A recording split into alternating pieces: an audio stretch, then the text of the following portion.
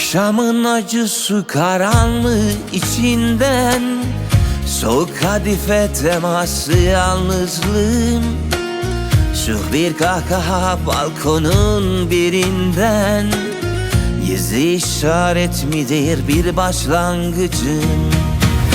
Sevmek için geç, ölmek için erken. İçimdeki yangın besbelli neden?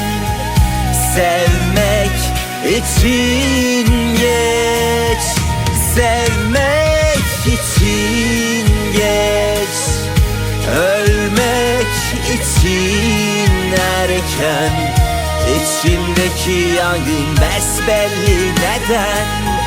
Sevmek için geç.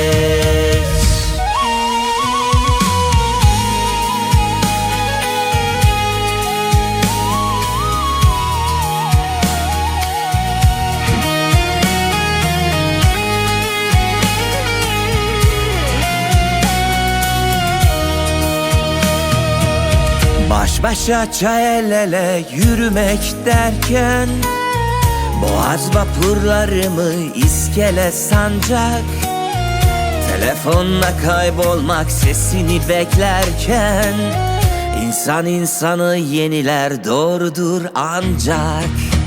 Sevmek için geç, ölmek için erken.